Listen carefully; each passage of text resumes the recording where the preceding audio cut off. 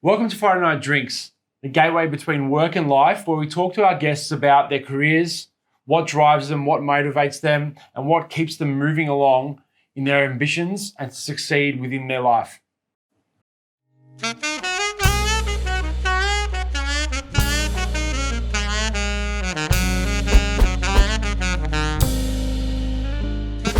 Hey everyone, welcome to another episode of Friday Night Drinks. This time we have our friend Omar De Silva, serial entrepreneur, and recently started an amazing business called Rev. Mm-hmm. Thank you for coming, mate. Thanks for having me. We've pre-poured the drinks. Yeah, look at that. You beauty. Mate. Cheers. Good on you. Cheers. Good to be here. Absolutely. Thank you. So you came on the previous iteration of the show before we started to. I thought that was fancy. That one. That was fun. That was fun. So this is a little bit more around, a bit more aligned to something that we're doing together.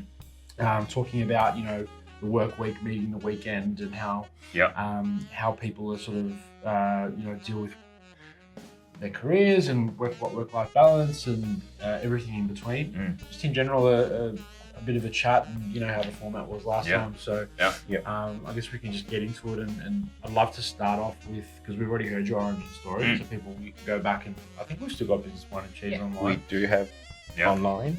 So let's fast forward a couple of years and talk about what brought the idea across. I think you might have briefly mentioned Fourth Rev. Yeah, so over the last 7 or 8 years, I fell into education quite by accident. And it started when a friend of mine was teaching at RMIT. Actually, I didn't know Tim at the time. He's now a friend. He was teaching at RMIT, and this was when Uber first came to Melbourne. And long story short, he got given the chance to set up Uber in Melbourne. So he wanted to give that a shot. As a result of that, he needed somebody to take over his teaching commitments at RMIT. Through a mutual friend, I met him. It was 2 weeks later, or maybe even a week later, not a very long amount of time. The classes started at RMIT, and it was around business. And trying to keep a long story short, I didn't have time to learn the curriculum or the material that was supposed to be delivered. Right. So I ended up using the business that I had at the time as sort of the source material for what I taught and delivered in these lectures and classes. Long story short, that, if you like, real world applied learning really worked, and the students got into it, because I'd open up my laptop and be like, here's a grumpy customer. How are we going to deal with this? Or here is the process I go through in taking an order from a customer. Let's actually go and place an order. I had some conversation yesterday with someone about that, having that experience in learning. Yeah. And being able to apply it to something real makes it real, makes it more applicable, makes it more engaging. And so that was sort of my first proof point that students really valued that. Accelerate through the years, I then met my now co-founder, Jack, at another education company. At that education company, there was a group of businesses. I started one of those businesses, which was in bachelor degrees. We had 4 bachelor degrees. 2 of those were in entrepreneurship, one in entrepreneurship, one in social entrepreneurship. If I had my time again now, I would merge those 2 things together, but I didn't. And long story short, students built a business for their degree. So every assessment task was focused on you actually completing a task, building your business. Then we had a marketing degree and a management degree. In those assessment tasks, you worked on real-world projects with real organizations. So building on that theme of applied industry-relevant learning. Then into my last business, Plato Project, which is a boot camp business focused on industry skills. Really happy with that. Proudly exited that business, had some time off. Jack and I got together and sort of continued. We always wanted to get into business together, but the timing wasn't right. But you were naturally evolving towards this inevitable startup, right? Yeah, so it's interesting. So whether it was conscious or not. Yeah. I fell in love with education, loved the idea of seeing students learn and develop capabilities which were actually helping them in their chosen careers.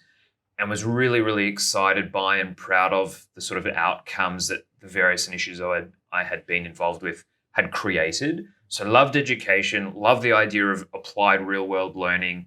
The timing was right for Jack and I to do this thing together. I read a book many, many years ago. It was called The Self-Made Billionaire Effect, which is pretty sort of out there title, but it unpacked people that had started from zero and then had built themselves up through, I suppose the only way you can do it is through business, to billionaire status.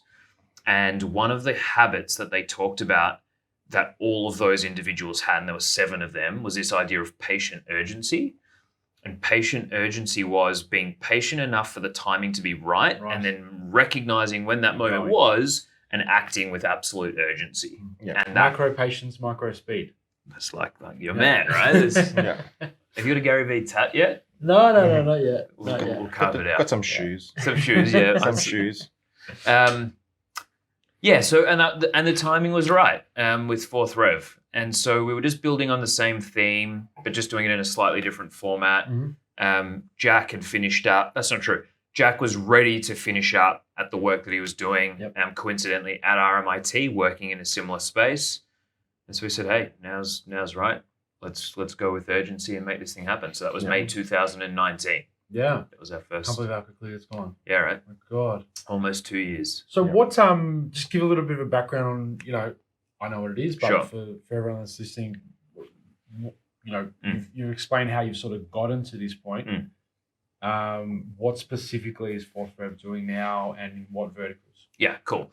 So in a nutshell, Fourth Rev works with big brand technology companies, AWS, Salesforce, Tableau, Xero, MuleSoft, and others. We co-create courses and learning experiences which build digital skills which people need to be successful in digital careers. Those courses are then delivered in partnership with universities around the world, with the idea being that students can get a university education which is academically rigorous and great and build what they talk about as those transferable skills or those academic capabilities, thinking and research and all that type of stuff. And then they overlay this technical capability into that as well, with the idea being you get a qualification from a great university and you build a technical skill set and capability set, which is going to get you into employment. What level education are they? Is it just a statement of attainment that maps to a degree, or how does it work? Yeah, different partners deploy the courses slightly differently. So in some cases, they are non-award, so non-academic credit bearing, where students will just go and do a short course, for example, and they'll get a... so it's industry accredited as opposed to... it is... they're all large institutions that are accredited. You know this. In Salesforce, you can earn certifications, right? Yeah. So in the 3 Salesforce courses we offer, they are mapped directly to Salesforce certifications. Right, with the result being that you pass the exam. So at the end of the course, you're then ready to sit the exam. Right. Then it's up to the student to do that, right? Because it's issued by Salesforce. Yes. They earn that. But that's a desired outcome. Exactly. But this way... Well, I'm guessing, so tell me if I'm wrong, but it sounds like, because I know you, I'm hoping this is right. This way they also actually learn deployable skills, because my bed bug is, that's not even a term. My pet bug. I was thinking about that. Whatever the fuck it is. What I hate. Have you got bed bugs? What I hate. The shit you've got. Sorry, man. What I hate the most about people talking about the fact they've got certifications is that they just read stuff and then they go and just do a multiple choice and then they're done. Yeah. Even if, I know you've sat something and he doesn't even know how to turn on Salesforce. Yeah. And he didn't challenge that. Yeah. And your qualification, I'd imagine, has teachable, like you just explained, teachable pieces that can actually be executed in the job. Yeah. So everything we do is around project-based learning, which means you complete a project in order to learn. And by completing that project, the artifact that you produce out the other end validates and demonstrates that you have indeed got the capabilities that you have set out to build. So I have a question, because this is actually really interesting. What do you find is the most common thing that students will lack of? What do you think is one of the things, or what are the three things that, and the other thing is, what are the three things that people that are doing this kind of courses should really focus on? Yeah, good question. Because I kind of I know of one, which I find that there's a lot of people that are studying that do research, but the research that they do is just, I just know how to do this. Yeah. You know, okay, cool, I understand what this is, but they don't actually going a little bit further to try and see if they can practice that and implement it so they know how to do it. Yeah. They have an understanding of it, but when they do the research, they just go, okay, I know what it is. Yeah. Okay, but have you done this before? Have you actually put that into practice and delivered for example, you talked about MuleSoft. Yeah. You know, I researched I know what it does. Yeah. You know, but have they done the implementation of actually doing the integration from end to end? Yeah. As the research part of it. Yeah. Yeah. So fully understand the question. Yeah.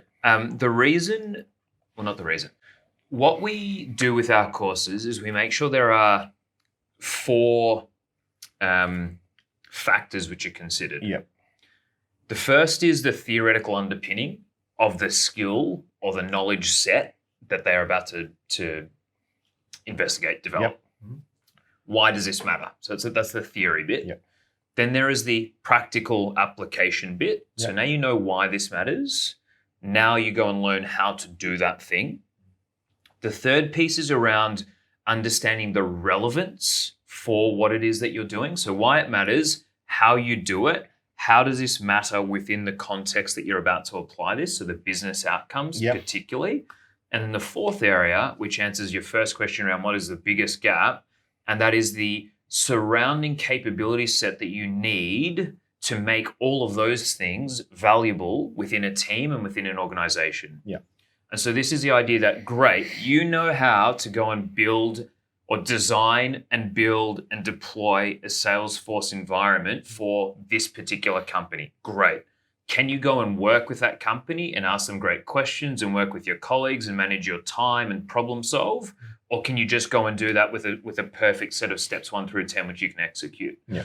And if you don't have that, as you guys well know, and as the industry knows, doesn't matter how good you are at that. If you can't talk to anybody, or if you can't do something when it doesn't go exactly to plan, or if you can't ask those questions to make sure you're building what actually matters, then your value to everybody is only a percentage of what it could be. Are there any plans of that actually happening? So it sounds like you've got hypothetical situations. What about like actually shadowing a marketing cloud developer, or going, obviously customers are going to pay you to students to do projects for them, but is there anything around that? Because what I love the progression and the way that just the way that this is being executed, it's definitely going towards the path that I think education needs to, or it's going to die. Yeah. Especially higher education, right? Yeah.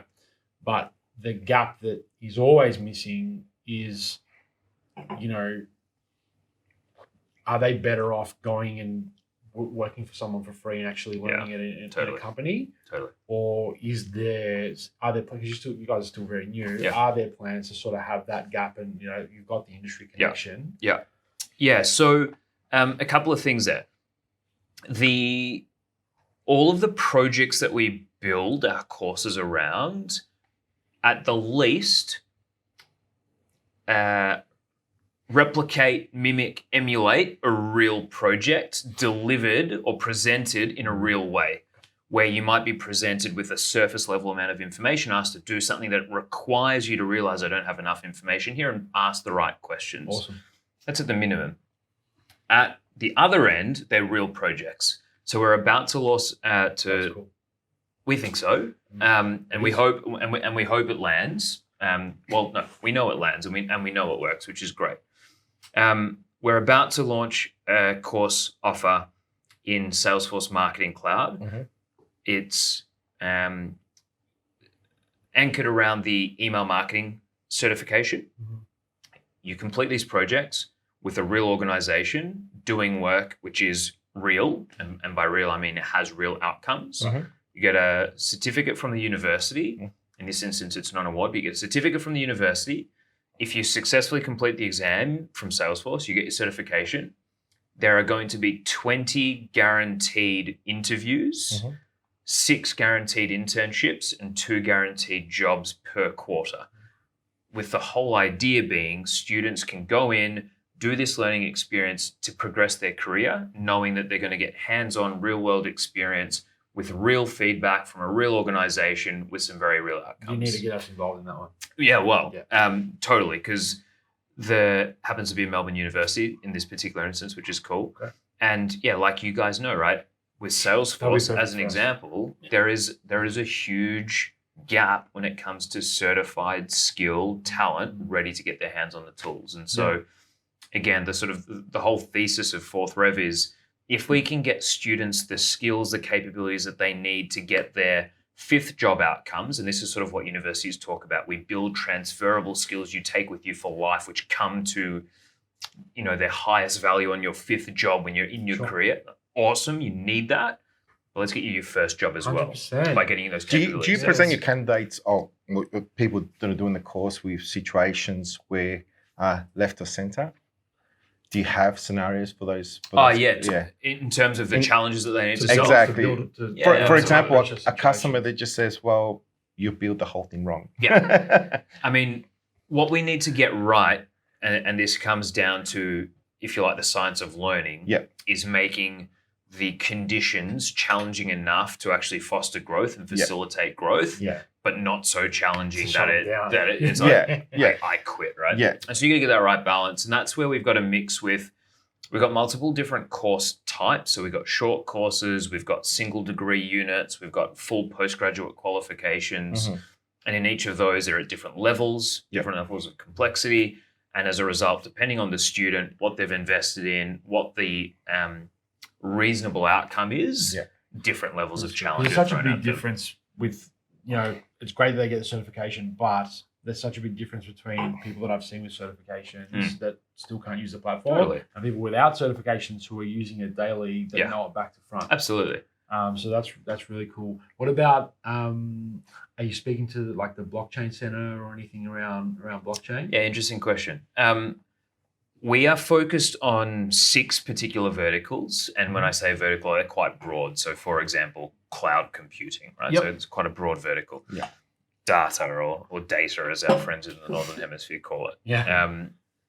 Those verticals have been picked because that is where the biggest projection for job growth and job opportunity is going to be. Sure. So that's where we align. Blockchain consistently and continuously comes up. I don't know do you know of the Gartner hype cycle? So blockchain is now in a valley, and if it's not in the valley, it's now starting to come back up. And when it peaks again, it gets into the mass market value and appeal. Exactly. And that's when it becomes valuable, and that's where the huge job opportunity is going to become. Too early, you're saying? I think it's too early for where we are as a company right now. That makes sense. In that we build a course, we deploy it, we find university partners. There's enough demand. There isn't quite enough demand. No, I'm saying, with the ones you're doing. In the ones we are doing, is enough demand for immediate jobs to be filled. That's what I'm saying. Blockchain, I think if we have this conversation in 12 to 18 months, it's going to be in the portfolio. For sure. But for right now, it's how can we fill the hundreds of thousands of jobs available, high-paying, highly valuable, meaningful, fulfilling work as a data analyst, for example.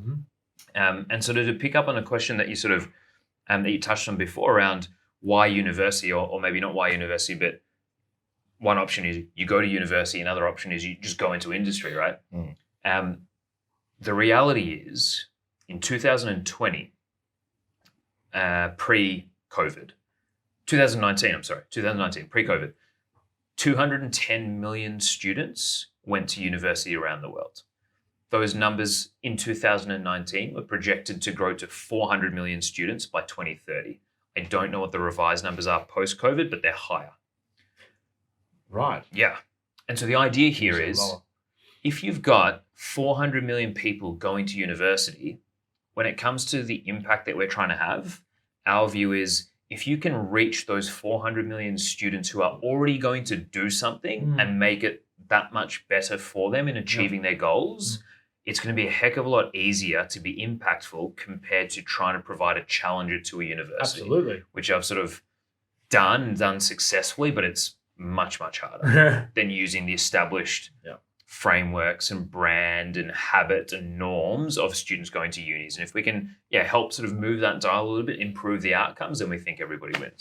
That's the idea. That's awesome. You mentioned COVID. How did you guys get through? How did it impact sort of the edtech space in particular? We've got a few customers that are purely online in terms of either providers or brokers to providers, and they blew up initially, but then it definitely did. So we had, I think the opposite, in that all of our courses that we build, of which there are now, call it 30 odd courses in our portfolio, we build all of them in an online first manner. When COVID hit, all the universities, the whole world, give us a sec here, right? We need to figure out what the hell's going on. We can't talk to you. We had a very fast start, May through Jan. Feb, COVID started. March, and he said, we're not talking to you until we can. So everything slowed right down. So sort of Feb, March last year, I think we had 3, Jack, me, 1 employee, and some contractors delivering particular projects. Excuse me. Then 3-4 months later, all of the universities had said, right, we've figured out which way is up. Where we're going there. We now know this whole online education, digital skills challenge is even more important. Can you help us meet this need more quickly, more effectively? And so call it June, July 2020, things have been getting busier and busier and busier as institutions around the world say, we've got these students that we need to serve. And so, as uncomfortable as it is, COVID has been a catalyst for rapid change in supporting the development of digital skills. We got really lucky being in online education, focusing on digital skills. So, just incredibly grateful for that. That's so cool. We're really lucky. That's one of those things, serendipity. We can take zero credit for that, right?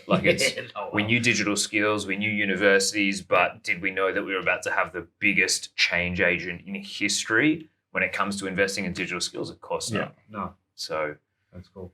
We had to grow real fast and keep up, which has been challenging, growing the team, not meeting people whilst you grow the team. It's been a really interesting set of challenges, but what's the team? Again, grateful. Give or take 45. Yeah, wow. What's the breakdown of contractors? All employees now. Oh, wow. Yeah. Well done. There are 2 or 3. Actually, no, there'll be a lot more than that. There'll be another 20 odd contractors in there. That's cool. 2 or 3 regular contractors. But employees, give or take 45. Incredible. And that's going to be, we think, mid-70s by the end of the year, based on a few things going. Yeah. Got a few months left. Yeah, we do. So what do you think, because I mean, what I was about to say was EdTech is digital. It's not, I mean, technology is obviously digital, but it's not always serving digital skills. Maybe I'm about to answer my question myself, but what do you think placed you better than other EdTech businesses that may not have done as well holistically? That they might have had an initial spike just because of what they do. Yeah. But the sustainability, because I think I've seen that, and I think you might have as well. Yeah. So I think it goes to the idea of solving meaningful problems as opposed to topical problems. And that's not a loaded statement or one with judgment. However, it was a topical problem that a bunch of basic stuff needed to go online, as opposed to the meaningful problem of solving the global digital skills crisis. Right. And so if you tried to solve the topical problem, which was meaningful for the record, of how can we get staff that used to be on campus, online for the immediate short term, you solved a short-term problem and you probably did incredibly well. Like somebody that my cousin knows, you know, is one of those guys, no reason to not believe this story. He saw what was happening. He ordered a stack of PPE and he sold it and he made like $2 million or something. Yeah, and he did, right? And so, yeah, probably, right? Yeah. And I think a handful of people did that. They did it really, really well. Yeah. But of course, once the world caught up, that wasn't required anymore. Right. Yeah. So you had a short-term spike. Yeah. Well done. The problem that we are solving is a gigantic one. Yeah. They reckon it's like I forget the exact number here. I've been off for a week, so I'm not quite as polished and refreshed on the stats as what I'd like to be, but many billion-dollar problem, the digital skills gap. Yeah. And therefore, to solve that, it's going to take a very long time. Yes. As a result of that, even though... A lot of supply. Yeah, exactly. A lot of supply, and it's going to be like that for a while. Yeah. Awesome. You know, obviously with COVID, I don't think we've ever seen from the reports we're getting from the Beyond Blues and the other great organisations that are dealing with sort of, I guess, crisis management from an employment point of view. Obviously, a lot of people were impacted financially. Yeah. I mean, personally, I saved a lot of money by being stuck in my house, but that still affected my mental health. So a bit of a change of gears here. For those that don't want to go back and see the other episode, you and I mean, you founded and offered myself to come in and co-found For Men. Yeah. Maybe just give an elevator pitch about what that is. Sure. And we can talk a little bit about how we're planning to help people. Even more. I got something in my eye, so I'm going to get emotional about this. Usually works. I've got the worst eyes. I've got these. It's a long story. But sometimes my eyes Ladies seriously don't complain play about out. your eyes, man. Well, some parts of them. Funny story about that for post camera. Okay. Keep the cameras rolling, by the way, just in case. So, For Men started like 2015, 16? It's gone quick. Yeah. Proactively developing mental health and well-being in Australian men with a really acute focus on 25 to 35-year-olds to then impact 16 through 45-year-olds to try and combat the fact that suicide is the number one cause of death for men in that cohort as well. When we first started the organization, we recognized something which I still think is true, and that is organizations like Beyond Blue, like the Black Dog Institute, like Pucker Up, like Gotcha for Life, all these amazing organizations doing amazing things are all coming into the picture once somebody is sick or dealing with a mental health challenge on the way to becoming sick. And the idea of For Men is, well, hang on a second, if we're going to really move the needle, we need to get ahead of that and build up this idea of well-being as an asset and an enabler of success, as opposed to this thing that you trade off on the way to success, which I think is a bit of an old social narrative. Work harder, work longer, sacrifice more, have less fun, be more disciplined. You'll get to that place. Once you're at that place, then you'll be happy. And through fucking it up twice, I've learned the hard way that it's not that way, of course. And I'm really proud of what we do. We're not doing quite as much as what I'd like, but when we do and we get it right, really proud of it. Yeah, absolutely. I think you know, definitely during COVID, but even just in general, it's, to your point, it's super easy to burn out, super easy to, I guess, lose focus, maybe judge yourself too much, get too hard on yourself. You and I have both gone through, I mean, you probably more than me in terms of sort of our own dealings with depression and the rest of it. We hold ourselves in pretty high demand, right? So we push ourselves a fair bit. So, you know, any tips and what's working for you at the moment? Obviously, it is a pretty personal thing. It is subjective in terms of what works for people individually isn't always going to work. But, if we just put things out there, people have the choice to Totally. look into it. For me, I'm looking more into my diet, definitely into what I'm drinking and how much of it I'm drinking. This is very easy to drink. Hey? Yeah. This is a very So long much fun. question, actually, which is going to turn It's so much a fun. bit into a statement. So I've had an MRI recently, and I've found out why my back's always been sore and I've been tired and stuff. I've most likely got something called ankylosing spondylitis. So it's like inflammation of the spine and just bones in general. Which messes with that as well, right? Yeah. So it gives you like chronic fatigue and can mess with your anxiety and all that sort of stuff. Yeah. So for me, I'm looking at, diet, especially while the sun's out. I'll try and go out and at least stand in the sun, if not walk. I walk a lot more, stay active. Yeah. What do you do? Yeah, so I think the underlying theme there is a really important one, and that is when it comes to each individual, the recipe for optimum well-being is going to be individual. No two ways about that. That said, what the science says is there are some major things that you need to get right in order to be well, on average. Your physical health and fitness, your diet and nutrition, enough sleep, so on and so forth. So all of those things are things that I do pay attention to, and I sort of, go in waves when it comes to how right I get it. Yeah. But what we talk about for men is this idea of self-leadership, which starts by defining success for yourself, whatever that happens to be. And then as a result of that, being aware of 4 pillars, which you learn to adjust as time goes on, being personal, professional, physical, and social. Personal being what matters to me, what are my values? I really agree on that one. Pardon? Personal goals. I think each person has an individual thing that needs to sort of sit down and say, what makes me happy? Absolutely. Success is not defined by the general public. Success is what you define as success. Exactly. Yeah. And that realization, it often comes later than is ideal for a lot of young men. And it's often too many times tied to wealth. Almost always. Almost always attached to financial and career outcomes. Yeah. And I say men, it may very well be the case for women. I don't know that space very well, so it might be that way as well.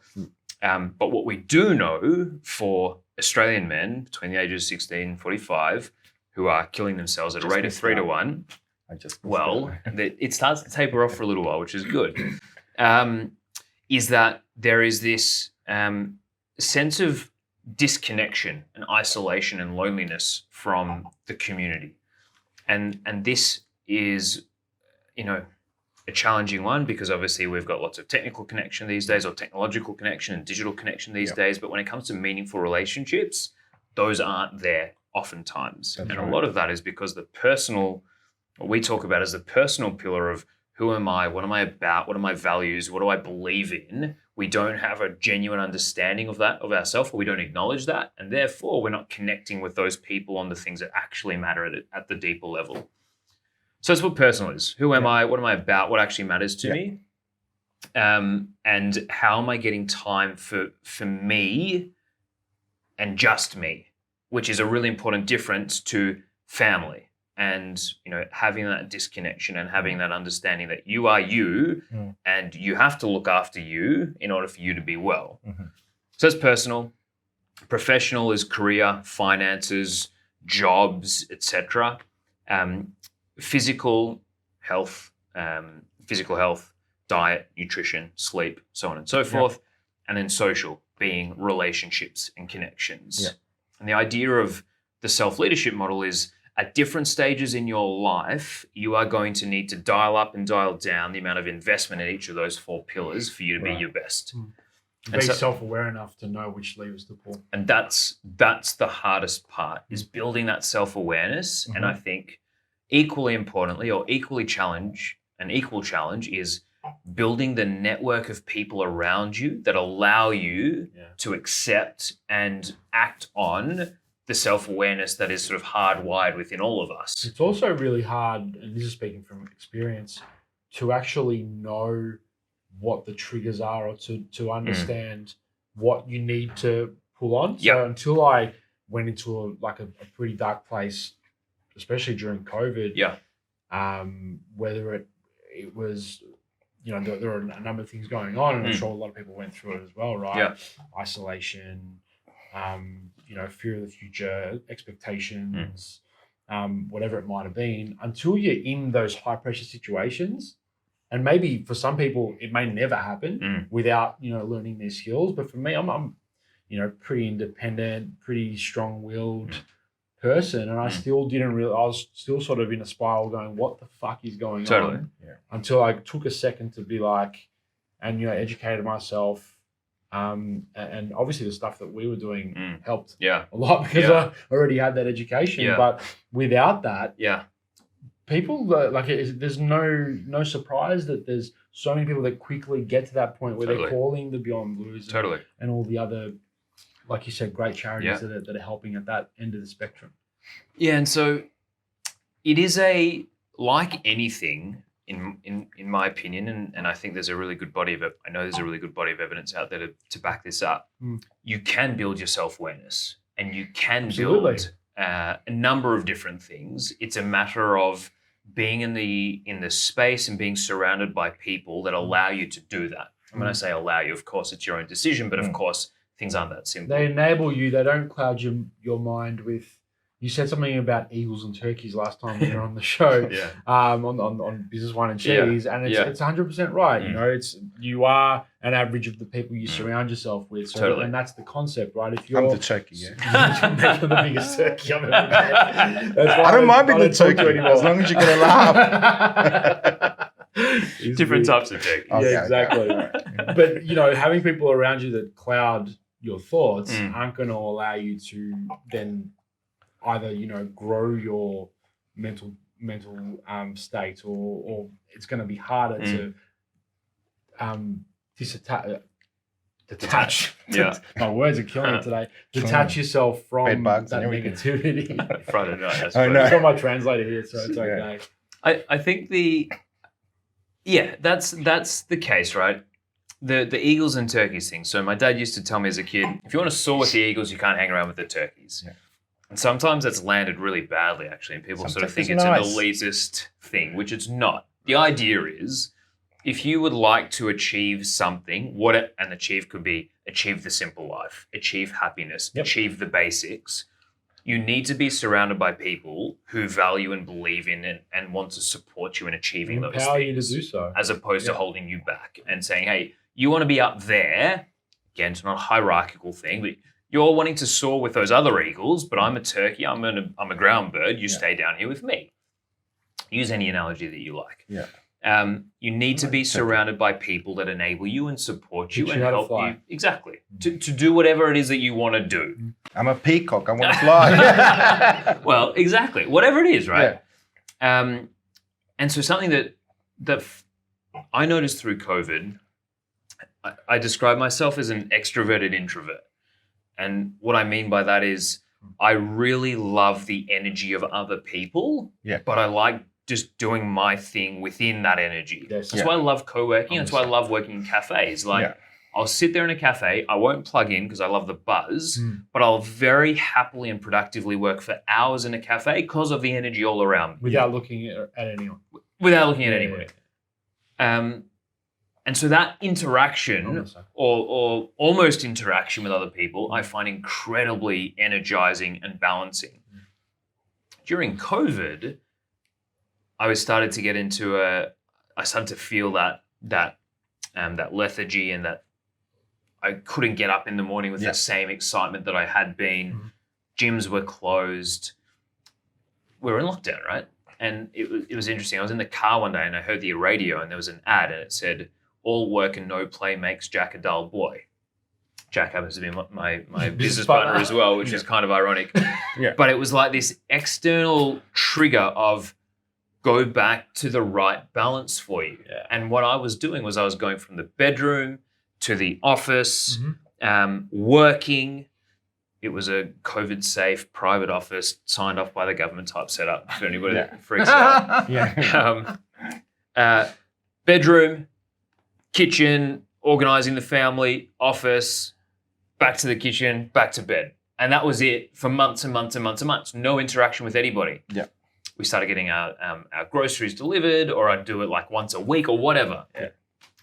And the silliest thing, right? I heard this out. I'm like, I'm not getting that external buzz that I really need. I'm not going to the gym and not getting it there. I'm not going out to the cafes and stuff because they're all closed. And so I started going to the supermarket every day. As crazy as that sounds, having other people around me, even though I didn't interact with them, just having them around me gave me that little piece of external energy, which was what I needed to get back on track. And so the point is, even when you've built this muscle of paying attention to these things and being aware of these things and having a level of understanding, you can so easily get stuck in a rut. And it's when you need a trigger or you need a something to like nudge you out of it. Trying to adapt in a different way. Yeah. And so I'm not getting here. I'll try. Exactly. But you need the thing to say, hey, maybe try something else. Yeah. And when you don't have your friends or your support group or your whatever around you, something needs to do that. Yeah. And that's where community becomes so important. And again, surrounding yourself with people that get it. Love it. I'm going to challenge Paul to do some post-production here and put Friday Quick Fire animation around us. We've got like a new version of lightning round, I guess. Quick Fire. Okay, very good. So, so if you could only work 2 hours per week, what would you do? Understanding what needs to be achieved in the next 3 months. Yep. Understanding, therefore, what needs to happen in the next 2 weeks. Yep. Making sure that people are enabled to do those things that need to be done. Yep. Including having good enough connection with everybody to make sure that they are appropriately enabled. Cool. How do you get off the grid on the weekends? The stuff he just said. Yeah. So this might Let's go back in time. This might be. Can you grab that last little bit? Just put it. Cut and paste. That's it. I work Saturdays as a no inbound day because I know 99% of people exactly. So I can smash through it. That allows me on Sunday to be entirely switched off. Yep. So yes, I have my phone, but I have the settings so no notifications come through on a Sunday. Cool. Anybody that knows me will know that this is true. I'm terrible when it comes to returning phone calls, returning texts, whatever. It's just being as present as I possibly can with my boys, doing whatever it is, and my wife, but doing whatever it is that they want to be doing. Yeah. Cool. Post-COVID, workplace, good or bad? I love it. Based on what we were talking about before, having that connection. Yeah. Awesome. Any work from home tips? Have the same route. If you were more productive working in the office, whatever that routine was that you had to get to the office, replicate that at home. Cool. Awesome. And what is your biggest motivator? What's my biggest motivator? That's a really big, deep question. I want to genuinely, I'll summarize it, I want to live a net positive life. Right. That's the way that I sort of balance everything out. If everything I've done over my lifetime, after it's all said and done, is positive, I'll be happy. As positive as I can possibly make that, that's what I'm striving for. Yeah. Love it. Great way to end. Yeah. Mate, always a pleasure. Thanks, guys. Thank you very much.